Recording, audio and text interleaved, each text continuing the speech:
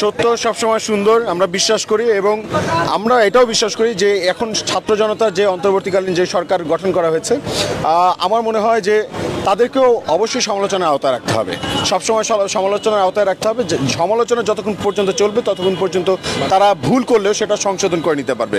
আর যদি সমালোচনা না হয়, পাঁচাটা কুকুরের মতো যদি সাংবাদিকরা আবার সেরকম আচরণ করে বা এই সংবাদ মাধ্যম কর্মীরা যারা ঠিক যাদের প্রতি আমাদের রেসপেক্ট ভেঙে গেছে, তারা যদি আবার তাদের তোষামদি করে থাকে, তাহলে দেখা যাবে কি আমাদের দেশে আবার কোনো একটা স্বৈরাচার মাথা চারা দিয়ে উঠবে। সো আমরা চাই না কোনো স্বৈরাচার আবার মাথা চারা দিয়ে উঠুক। অবশ্যই আপনারা গণমাধ্যম কর্মী যারা আছেন, আপনারা সত্যটাই লিখবেন। সমালোচনার জায়গা আমরা জনগণ সমালোচনাই করব এবং সমালোচনা করার মাধ্যমে বাংলাদেশের যতটুকু যেই জায়গায় আমরা দেখব বিচ্যুতি আছে, সেই জায়গায় হচ্ছে কি আমরা সেটা রিকভার করার চেষ্টা করব এবং আমরা সবাই মিলে যেই জায়গায় দুর্বলতা আছে, যেই জায়গায় আমরা মনে করবো বাংলাদেশের যেই পিলারটা দুর্বল, সেই পিলারটা আমরা সারা বাংলাদেশের ছাত্র জনতা মিলে সেটা সচল করব। আপনারাও কি সেই সমালোচনা নিতে প্রস্তুত কিনা? আমরা সবসময় সমালোচনা নিতে প্রস্তুত।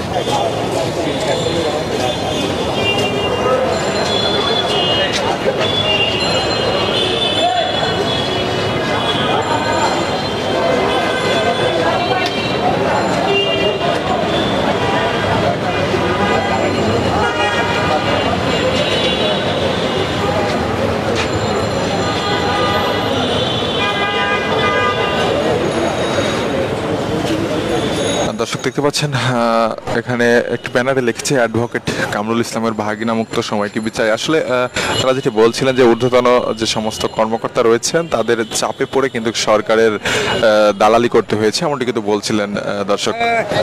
ভাই একটু ভিড়টা কমাই দেন, এদিক থেকে ভিড়টা কমান। বড় ভাইরা একটু এদিক থেকে ভিড়টা কমান।